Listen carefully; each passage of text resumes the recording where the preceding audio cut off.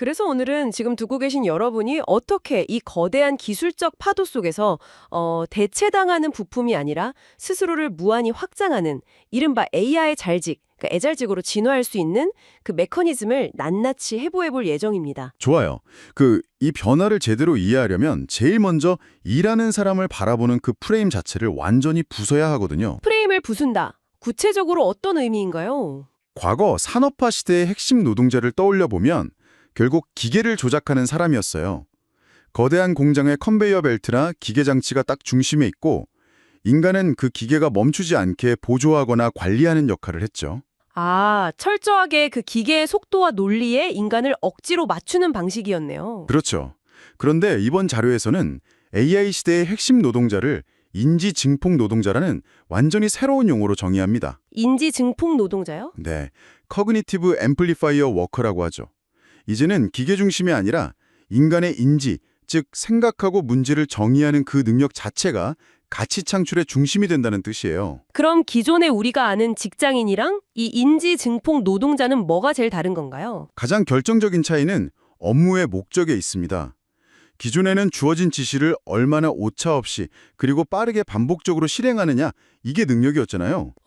엑셀 단축키 막 눈 감고도 누르고 보고서 양식 엄청 빨리 채우고 그런 거 말이죠. 네, 맞아요. 하지만 이제 그 실행의 영역은 AI가 압도적으로 빠르고 정확하거든요. 그러니까 인지 증폭 노동자는 실행을 하는 게 아니라 문제를 새롭게 재정의하는 데 에너지를 쏟는 겁니다. 아, 실행이 아니라 문제의 재정의라. 그렇죠. 단순히 개인의 작업 속도만 높이는 걸 넘어서서 AI와의 협업을 통해 조직 전체의 집단 생산성을 끌어올리고 일하는 가치사슬 자체를 아예 새롭게 설계하는 거죠. 그 대목에서 저는 과거에 흔히 쓰이던 오케스트라 지휘자 비유보다 훨씬 구체적인 이미지가 하나 확 떠올랐어요. 오, 어떤 이미지죠? 바로 난해한 학술 논문을 수천만 명이 열광하는 블록버스터 영화로 번역해내는 각색가입니다. 그거 아주 절묘한데요? 그쵸. 각색가는 직접 카메라를 들고 뛰거나 본인이 막 연기를 하지는 않잖아요. 하지만 원작의 복잡한 뼈대를 완벽히 이해하고 대중의 숨겨진 욕망을 읽어낸 뒤에 감독이나 배우, CG팀이라는 강력한 도구를 활용해서 완전히 새로운 결과물을 증폭시켜내니까요. 그 각색가라는 비유가 인지증폭 노동자의 본질을 진짜 아주 정확하게 짚어냈습니다. 각색가가 원작과 대중 사이의 그 거대한 틈을 메우는 것처럼 이 노동자들은 AI의 엄청난 연산 능력과 현실의 복잡한 비즈니스 사회를 연결하는 존재거든요. 그러니까 남이 던져준 문제를 그냥 빨리 푸는 사람이 아니라 어떤 문제를 풀어야 가장 큰 가치가 나올지 판 자체를 짜는 사람이네요. 맞습니다. 그런데 그렇게 판을 짜는 각색가가 되려면 뻔한 글쓰기 기술이나 잔재주만으로는 턱없이 부족하겠죠. 그쵸.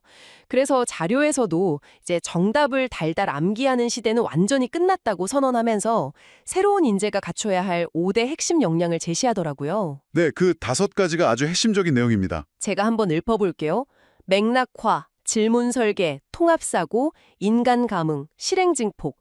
이렇게 5가지 역량을 하나로 묶어서 중간 번역자, 즉 메타 트랜슬레이터라고 부르더군요. 네, 그 중간 번역자라는 개념이 이 문건 전체를 지탱하는 가장 중요한 뼈대라고 볼 수 있어요.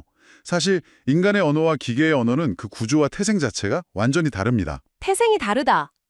구체적으로 어떻게 다른 건가요? 인간이 겪는 현실의 문제들은 항상 불확실하고 막 감정이 섞여 있고 아주 복잡한 이해관계라는 맥락 속에 끈적하게 엉켜 있잖아요. 그쵸. 회사 생활만 해도 논리대로만 굴러가는 게 하나도 없으니까요. 반면에 기계는 철저하게 논리적이고 확물적인 딱 떨어지는 데이터의 세계에만 존재합니다. 이 두 세계는 서로 직접 소통할 수가 없어요. 그래서 그 인간의 뭉툭한 현실을 기계의 논리로 싹 치환해주는 중간 번역자가 반드시 필요한 겁니다. 여기서 제가 좀 날카롭게 반론 섞인 질문을 하나 던져보고 싶어요. 네, 해보시죠. 그 두 번째 역량으로 언급된 질문 설계, 그러니까 프롬프트 아키텍처 말인데요. 솔직히 말해서 이거 요즘 시중에 넘쳐나는 챗GPT 무조건 원하는 대답 얻어내는 마법의 명령어 10가지 막 이런 팁하고 다를 게 뭔가 싶거든요. 아, 그 부분이죠. 그냥 뭐 전문가 톤으로 써줘, 3줄로 요약해줘 이런 명령어 입력하는 스킬을 굳이 막 인간의 감정을 다루는 고도의 번역 작업이라고까지 거창하게 포장할 필요가 있나요? 그 부분이 사실 사람들이 가장 많이 착각하고 함정에 빠지는 지점입니다. 단순히 명령어를 입력하는 행위랑 본질적인 질문을 설계하는 메커니즘은 정말 하늘과 땅 차이거든요. 하늘과 땅 차이요? 어떻게 다른지 예시를 좀 들어주시면 좋을 것 같아요. 아주 구체적인 비즈니스 상황을 예로 들어보죠. 당신이 신제품 출시를 앞두고 매출 압박에 시달리는 마케팅 팀장이라고 가정해 봅시다. 팀원들은 매일 야근으로 지쳐 있고 경쟁사는 방대한 자본으로 엄청 공격적인 마케팅을 퍼붓고 있어요. 와, 생각만 해도 숨이 막히는 상황이네요. 이때 AI한테 경쟁사를 이길 수 있는 획기적인 신제품 마케팅 기획안 작성해줘 라고 치는 건 그냥 명령어 입력입니다. 그러면 아마 AI는 인터넷에 떠도는 아주 뻔하고 원론적인 기획안을 그럴듯하게 짜집기해서 내놓겠죠. 아무도 실제로 실행할 수 없는 그런 붕뚱 글 덩어리요. 정확합니다. 반면에 진짜 질문 설계를 하는 중간 번역자는요. 이 상황 이면에 숨겨진 통합사고와 인간 감옥 역량을 발동시킵니다. 인간 감옥 역량이요? 네. 팀원들의 피로도, 시장의 불안감, 소비자가 우리 브랜드에 느끼는 정서적 결핍 같은 눈에 보이지 않는 아주 인간적인 요소들을 기계가 연산할 수 있는 논리적 변수로 치환하는 과정을 거치는 거예요. 아, 그러니까 우리의 그 뭉툭한 감정과 상황을 기계가 알아들을 수 있는 데이터의 뼈대를 바꾼다는 거군요. 그럼 입력하는 프롬프트 자체가 완전히 달라지겠네요. 그럼요. 예를 들면 이렇게 접근하는 겁니다. 현재 우리 팀의 가용 리소스는 평소의 30% 수준이고 타겟 고객들은 최근의 경제 불안으로 인해 안전에 대한 강한 불안감을 느끼고 있어. 와, 벌써 디테일이 다르네요. 여기서 끝이 아닙니다. 이 상황에서 경쟁사의 자본주의적이고 과시적인 마케팅 우위를 회피하면서 고객의 정서적 결핍을 공감과 위로로 채워줄 수 있는 최소 자원 마케팅 서사를 3가지 시나리오로 도출해줘. 이렇게 입력하는 거죠. 아, 완전히 다르네요. 기계가 알아듣는 무슨 꿀팁 명령어를 기계적으로 외워서 치는 게 아니었어요. 그렇죠. 오히려 인간의 본성, 시장의 욕망, 그리고 우리가 지금 처한 물리적 한계 상황 자체를 극한까지 해체해서 파악하는 게 먼저군요. 맞습니다. 바로 그거예요. 그 후에야 그걸 기계가 계산할 수 있는 구조로 딱 조립해 주는 거고요. 인간을 깊이 이해하지 못하면 애초에 기계한테 제대로 된 질문조차 던질 수 없다는 말이 이제야 아주 명확해집니다. 네. 인간에 대한 감응력과 기술에 대한 통합적 사고가 동시에 작동해야만 진짜 번역이 일어나는 겁니다. 그런데요, 이렇게 한 사람이 고도의 질문 설계로 10명, 100명분의 엄청난 생산성을 내게 되면 당연히 경제구조 전체에 엄청난 파장이 일어날 수밖에 없겠죠. 맞습니다. 사실 지금 듣고 계신 여러분도 이쯤 되면 그 두려움이 슬금슬금 올라오실 거예요. 내일자리 걱정이죠? 네, 나 빼고 다들 저렇게 생산성이 극대화되면 기업 입장에서는 굳이 사람을 많이 뽑을 필요가 없잖아. 결국 내 일자리가 통째로 사라지는 거 아닐까? 하는 아주 원초적인 생존의 문제 말이죠. 직관적으로 생각하면 효율성이 높아지면 노동력이 덜 필요할 것이라고 생각하기가 쉽죠. 하지만 문고는 여기서 경제학의 오랜 원리인 제본스의 역설을 가져와서 우리의 얄팍한 직관을 완전히 뒤집어 버립니다. 아, 제본스의 역설. 그 19세기 영국의 경제학자 윌리엄 스탠리 제본스가 석탄 소비를 관찰하면서 만든 개념이잖아요. 네, 맞아요. 아주 정확히 알고 계시네요. 증규기관의 효율이 엄청나게 좋아져서 석탄을 조금만 써도 기계가 잘 돌아가게 됐는데 그럼 논리적으로는 석탄 소비량이 줄어들어야 정상이잖아요. 그렇죠. 효율이 좋아졌으니까요. 그런데 현실은 정반대로 곳곳에서 증기기관을 쓰기 시작하면서 석탄 소비량이 폭발적으로 늘어났다는 그 아이러니한 현상 말입니다. 네, 정확한 역사적 배경입니다. 효율이 좋아지면 비용이 하락하고 비용이 하락하면 과거에는 그 자원을 쓸 엄두조차 되지 못했던 완전히 새로운 곳에서 수요가 터져나옵니다. 아, 새로운 수요의 폭발. 이 메커니즘을 AI 시대의 노동시장에 대입해보면 미래가 어떻게 변할지 아주 뚜렷하게 보여요. 결국 AI가 노동의 단가, 즉 비용을 극단적으로 낮춘다는 뜻인가요? 그렇습니다. 예를 들어 볼게요. 과거에 퀄리티 높은 홍보 영상 하나를 만들려면 수천만 원의 비용과 수십 명의 전문가가 필요했어요. 자본 있는 대기업만 가능한 영역이었죠. 네, 일반인은 엄두도 못 냈죠. 그런데 AI 도구들이 발전하면서 이제 1인 창작자도 뛰어난 영상을 만들어냅니다. 그렇다면 기존 영상 제작자의 일자리가 증발했을까요? 오히려 정반대입니다. 아, 수요가 팽창했군요. 네, 동네 작은 빵집 사장님, 개인 변호사, 심지어 초등학생 유튜버들까지 나만의 맞춤형 영상을 원하게 되면서 영상 콘텐츠에 대한 전체 수요 자체가 과거와는 감히 비교할 수 없을 정도로 거대하게 팽창했습니다. 와, 기술이 생산 단가를 낮추자마자 숨죽이고 있던 대중의 거대한 욕망이 그냥 잠금 해제되어 버린 셈이네요. 바로 그겁니다. 결국 예전에는 비용 장벽에 막혀서 존재조차 하지 않았던 새로운 시장들이 막 수백, 수천 겹으로 열린다는 거군요. 그래서 자료에서도 AI 잘지기 좁아진 기존 일자리를 두고 파이 싸움을 하는 사람이 아니라 새롭게 터져나오는 그 수요 위에서 미래 직업 창조자가 될 거라고 단언하는 거고요. 맞아요. 그 도도한 흐름 속에서 필연적으로 등장할 수밖에 없는 게 문건 후반부에 명시된 아직 이름조차 생소한 8가지 신직종들입니다. 그 리스트 기억나요? 생산성이 이렇게 폭발한 세상에서 사람들은 이제 단순 작업을 대신해 줄 사람을 찾지 않습니다. 기계가 결코 채워주지 못하는 미세한 맥락, 즉 인간과 AI가 상호작용하는 그 접점을 아주 정교하게 설계해 줄 전문가를 애타게 찾게 되죠. 자료에 나온 리스트를 보니까 AI 감흥 코치, 디지털 트윈 교육가, AI 인생 설계사 뭐 이런 낯선 이름들이 쭉 등장하더라고요. 네, 생소하죠? 저는 이 중에서 특히 AI 윤리 조정관이랑 AI 서사 프로듀서라는 직업에 시선이 딱 멈췄어요.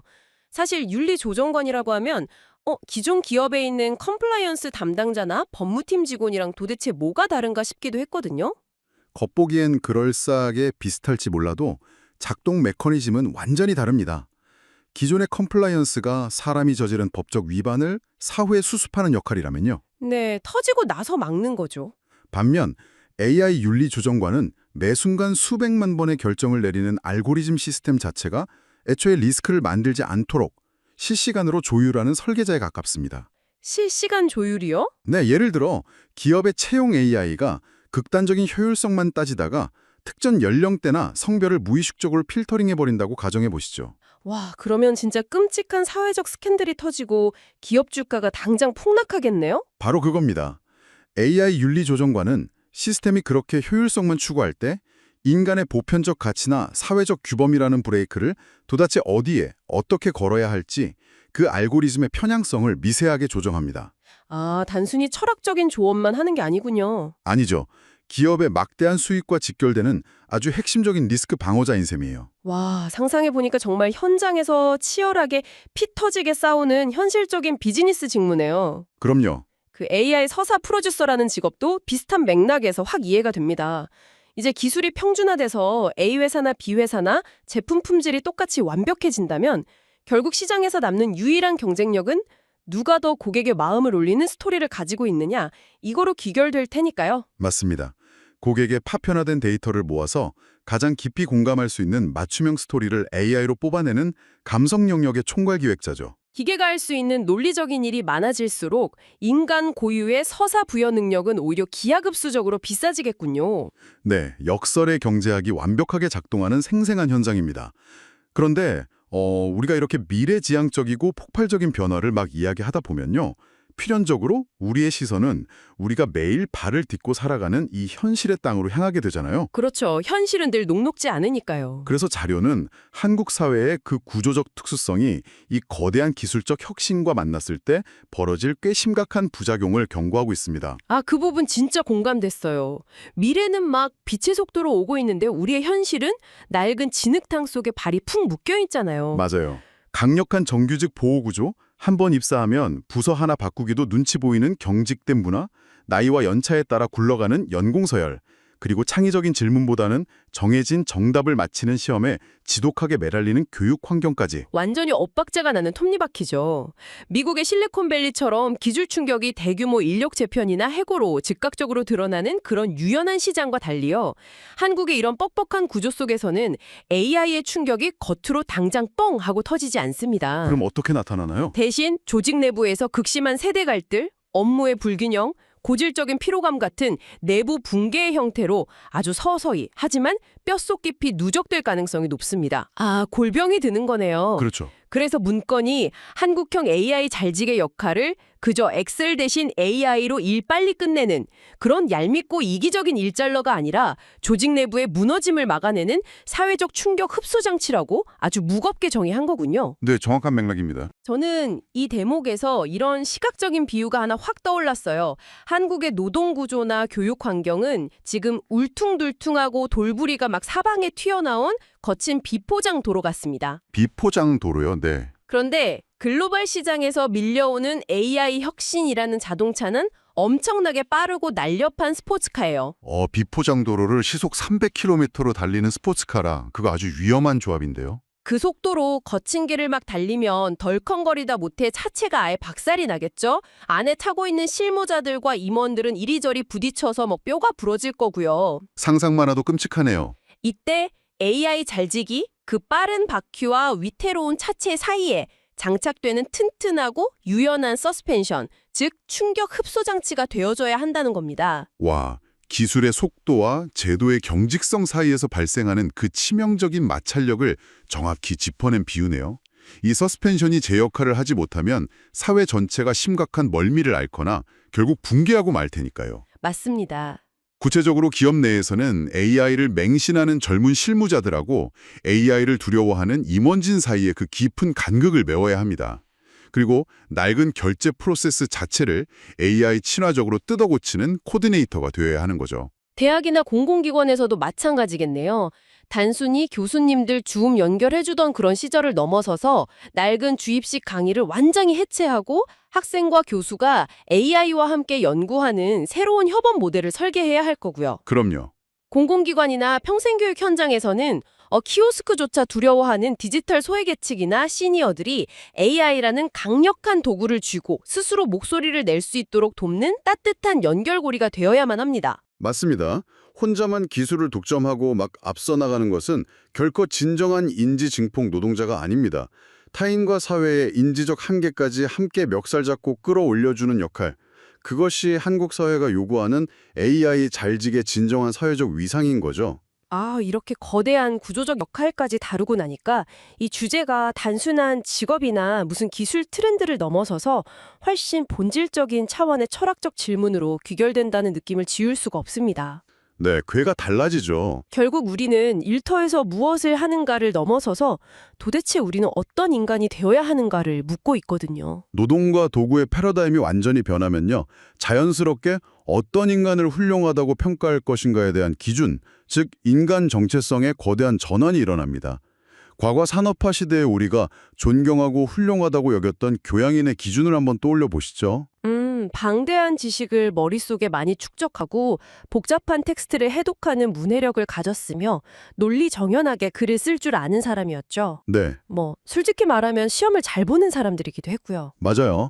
하지만 방금 나열하신 그 지식의 축적, 텍스트 해독, 논리적 글쓰기, 이건 이제 AI가 인간보다 수십 배, 아니 수백 배는 더 빠르고 완벽하게 수행합니다. 인간이 도저히 따라갈 수 없는 속도죠. 그렇다면 지식 그 자체가 교양이 될 수 없는 이 시대에 새로운 교양인의 조건은 도대체 무엇이어야 할까요? 자료는 여기서 아주 묵직한 통찰을 던지며 5가지 조건을 제시합니다. 네, 제가 한번 볼게요. AI 협업 능력, 질문 설계 능력, 데이터 해석 능력, 인간 이해 능력. 그리고 마지막에 적힌 조건 하나가 제 시선을 완전히 사로잡았습니다. 네, 아주 결정적인 조건이죠. 바로 자기 인지 능력입니다. 저는 이 단어를 보는 순간 진짜 뒤통수를 아주 세게 얻어맞은 기분이었어요. 세상에서 가장 똑똑한 기계들이 모든 지식을 통달하는 이 최첨단의 시대에 역설적이게도 생존을 위한 최종 스펙이 내가 누구인지 아는 것이라니요? 너무 소름 돋지 않나요? 그럴 수밖에 없는 이유가 있습니다. 나 자신을 해상도 높게 인지하지 못하는 사람은요, 앞서 우리가 수없이 강조했던 그 중간 번역자로서의 역할을 절대 수행할 수가 없거든요. 왜 그런 거죠? 내가 어떤 상황에서 모멸감을 느끼는지, 또 무엇을 볼 때 가슴이 뛰고 어떤 결핍에 불안해하는지 이걸 뼈저리게 성찰해본 사람만이 타인의 숨겨진 욕망과 사회의 미세한 맥락을 읽어낼 수 있으니까요. 그러니까 내가 내 감정도 제대로 모르고 내 컴플렉스도 모르는데 어떻게 소비자의 결핍을 짚어내고 시장의 분노에 공감하겠느냐는 거군요. 맞습니다. 그걸 깊이 읽어내지 못하면 당연히 AI한테 입력할 맥락 자체가 존재하지 않게 됩니다. 번역할 원본이 없는 거네요? 그렇죠. 아무리 강력하고 성능이 미친 증폭기라도 거기에 연결할 원본 소스가 텅 비어 있다면 결국 증폭시킬 수 있는 건 끔찍한 자본뿐이잖아요. 와, 자분뿐이다. 결국 인간다움, 성찰, 철학, 감흥 같은 가장 아날로그적이고 본질적인 가치들이 아이러니하게도 가장 차가운 AI 시대를 돌파하는 예리하고 압도적인 생존 무기가 된다는 것이죠. 네, 오늘 우리는 복잡하고 방대한 두 편의 문서를 해체하면서 당신의 일상과 직업을 송두리째 뒤흔들 거대한 지각 변동의 궤적을 쫓아왔습니다. 오늘 다룬 내용의 핵심은 아주 명확하죠. 네, 분명합니다. 인간은 결코 기계의 빠른 속도에 밀려나는 부속품으로 전락하지 않습니다. 대신 우리는 스스로의 한계를 극대화하는 인지 증폭 설계자로 진화해야만 합니다. 정답을 앵무새처럼 달달 외우는 대신에 현실의 뭉뚝한 고통과 욕망을 해체해서 예리한 질문으로 재조립하는 중간 번역자가 되어야 하죠. 맞습니다.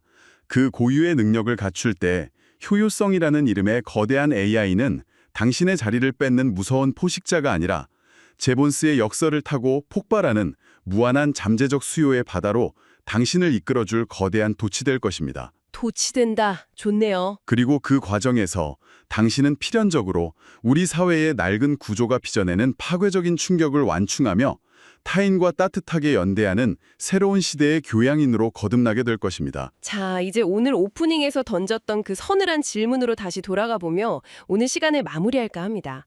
내일 아침 당신의 임지 능력을 200%로 뿜어내게 해주던 그 완벽한 AI 도구들의 전원이 갑자기 탁 하고 꺼졌습니다. 칠흑같이 까만 모니터 앞에 홀로 덩그러니 남겨진 당신의 머릿속에는 도대체 무엇이 남아있습니까?